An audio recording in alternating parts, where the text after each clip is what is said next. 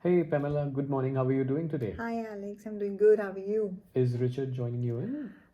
Actually, he wouldn't be able to join us because you know how it is with the business. Only one of us could make it for the meeting. Absolutely, Sure. completely understand. And to be honest, congratulations on your business. I've been researching around Inside Studio, and you guys are growing pretty well. That's very nice to Yeah, to see. thanks. It's nice to see us growing. Okay, so first of all, Pamela, it was really nice to catch up with you last time where we Sure. had the discovery session. I understood your problems. So, what I do is I would want to recap all the problems first so that we are on the same page. Mm-hmm. And I've obviously thought through certain options on each of those issues that you've been facing. Sure. We'll go through those issues. Sure. We will look at any specific, pros and cons related to these issues. Mm-hmm. I'll then run you through all the documentation that you would need to provide me with so that these options can be executed. Sure. I'll also give you a brief on the kind of commission and fees that we charge, so that we are on the same page and there is nothing hidden from you. Yeah. And finally, we'll see if you're fine with all the options. We'll take this forward and go ahead and close things off. Sure. Sounds good. All right. So just to summarize all the options that all the problems that you talked to me about, we in fact I've got all my notes in here because there was so much to research No, I on this totally particular one. understand. Sure. So one of the major problems that you were facing was about not being able to receive the payments from the debtors on time. Is that a fair problem that I've written down here? Absolutely. It's getting very difficult to convert our debtors into cash. That's one of our pain points. Fair enough. The other thing is, I know that given your business is expanding, you guys are also looking at leasing getting new equipments for your Yeah. company so Yeah, that that's you can right. further grow in there. That's right. So that was the second thing that you were Yeah. looking for. Yeah. The third thing is the government tender, which you talked about, wherein Yes. the Navy tender, wherein they're Yes. looking at the underwater classes. Yeah, we're very upbeat about it. Right. Yeah. So that was the third thing, and the fourth thing that we talked about was about Richard's car, and I know how Oh yeah, worried he talk was about for it. his car. Yes. Yes. Okay, so let's go with each of those problem areas one by one, and we'll talk about what potential solutions we Sure. have. All right. We'll start with the major problem wherein you're facing challenges with relates to your debtors, right? Yeah. Where you're not getting the payments on time. Yeah. So I'm not sure if you and Richard have heard about debtor financing. Have you guys heard of something like that? Well, yeah, loosely, but you can tell me more about it. Okay, so debtor financing is there is a financier who will finance approximately 80 to 90% of your invoices. Okay, so what he'll do is, let's say if the invoice amount is $100, they will upfront give you approximately $85 against that invoice. Oh, okay, just on invoice. Just on invoice. And then the collection of the money against that invoice remains their responsibility. Okay. Okay. Okay. So think of it like this. You get $85 upfront as you share invoice with them. They collect the money from your debtors. And as they collect the money, the remaining amount is going to be paid back to you after deducting the charges which they will have. Oh, okay. Okay. So that's how the whole debtor financing really works. Sure. Right. One thing to keep in mind is that the biggest advantage is that you are not going to be involved in any collection. So they will be doing all the money collection. That's the whole idea, right? Second, before they really take up the invoice, they would want to check the credit worthiness of your debtors. Because they are also taking risk on their heads. Right, and that's reasonable. Yes. Right. So this is one of the options I thought can work really well for you because you get immediate access to the cash, so your cash flow doesn't get impacted. Right. Moreover, as and when they collect the money, the remaining amount comes back to you. The only negative side to this being there is going to be a small charge which will get deducted. What percentage is usually the charge? It generally runs between 2 to 4%, right? But as we discussed last time, you were saying that you're almost losing 60 to 90 days on your receivables. That's right. Right, which I again and that kind of constrains you from really growing and making the cash flows No, effective. absolutely. I think that kind of a charge is not a showstopper. Yeah. Fair enough. So this is one of the things about the debtor finance thing, right? Now let's get on to the government tender because I think that can be a real breakthrough for your business. That's right. That would be right? very, very important for our Now, business. tenders like these are very, very specialized in nature. That's right. And I think Richard mentioned to me last time that you guys have, very little or no knowledge around how these tenders have to be filled Absolutely. in and what details have to be It's a provided. whole process. So it involves a lot of technicalities. Mm-hmm. There are so many compliance requirements which are there in such tenders. And you also need a specialist to provide you the inputs at the right time. Right. So that the tender can go in such a fashion that you have a highest probability of winning the tender, because right. that's going to make a lot of difference to your business. That's the whole idea. Now, what I'm proposing here is that we hire some consulting services. Mm-hmm. There are consultants available in the market who help you fill in such tenders, who help you get completely government funded projects, Mm-hmm. and companies like you get benefited. Mm. Right. But other than that, which is, this is mostly going to be an external service, right? Mm. And we have got contacts in the industry and I can put you to the right contact. But at the same time, till the time the project doesn't really starts, you would need funds to make the production and let the supply happen to the government. That's right. Till the time the government doesn't start paying you back on a milestone by milestone basis. That's right. That's right. So that is where I was thinking if you would want to consider certain short-term finances, Such as. a debtor finance. Okay. Yeah. Right. Yeah. Wherein what will happen is that you will get a short-term finance, you will get your production done, Right. you'll start supplying the product, and as you start receiving money from the government, you can slowly taper off from this kind of No, short-term that sounds like financing. a lucrative option because we would need working capital to at least start with such a big project. Absolutely, Right. absolutely. All right. So does this sound okay to you? Yeah, And we yeah. move on to the next Yeah, one. absolutely. All right. The next component that we again becomes very, very important is about your equipments, Right. the new equipments that you're Right. planning to buy. Now, there I've got two options with you, Mhm. and it's going to be driven by the kind of technology which runs in your kind of industry. Yeah, And, we that is would where I prefer would need the you. latest technology. Absolutely. The first option is equipment leasing. Mm-hmm. Okay, have you heard of this? Yes. Okay, so equipment leasing, and just for the making sure that we are Yeah. on the same page. Yeah. In equipment leasing, a lease company will buy the equipment on your behalf Right. and lease it out to you for 3 to 5 years. Right. Okay. Yeah. Now, no, the period of lease is very, very important here. 3 to 5 years. Sure. Right? And I'll come to you why it is Yeah. important. Once the lease is being given out to you, one, because you are not buying the equipment and the lease company is buying the equipment, there is no upfront cash flow out of your pocket.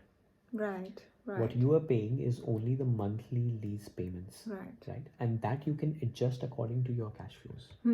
True. Right. Gives you more flexibility. Yeah. At the end of 3 to 5 years, when your lease ends, you have the option to buy that equipment from the lease company at the residual value. Oh, yeah. Okay. So if you feel that that's the machinery which you need, it is doing pretty well for you, at the end of the lease, you can take it back and the machinery is yours. Sure. Right. Sure.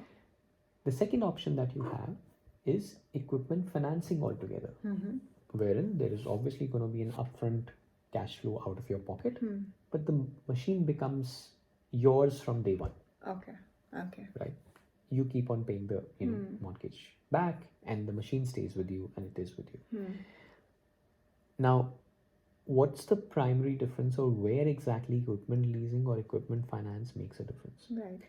Let's say if you feel that in an industry like yours, the technology becomes obsolete at a very fast pace. That's right. Right? In that case, you can have this technology for 3 to 5 years, use it, and then move on to the next technology. The leasing option, right? Absolutely. That makes sense, Right. right?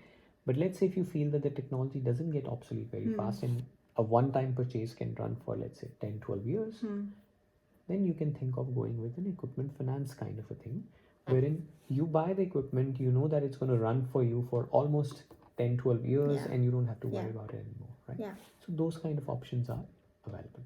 That's nice. Yeah. That's nice. So it completely depends on what your industry demands. As per my understanding, the the eyewear, the specialized eyewear that you guys are in, I'm sure there is a lot of innovation happening in that space, and you will have to keep on upgrading yourself, True, absolutely. right? So I believe equipment leasing would be the right option to go ahead with. No, I think it makes sense. Let me also discuss this with Richard. Yeah, that's right. The last option that we are talking about is about your husband's car. Yes, please. Right. That's very important. Right. I think the simplest and the safest bet for you, given you have very low cash flows at this point in time, and you're struggling with your debtors too, is to go with a business car lease. Now, the way it works is exactly like something like an equipment lease, right? So you don't end up buying the car. A lease company will buy the car for you and lease it out to you. Okay. Right? Okay. Richard can enjoy that car, let the lease run for 3 to 5 years, and after 5 years, and if he's happy with the car and he wants to own it, pay up the residual value and own the car. Same as the way the machinery works. Right.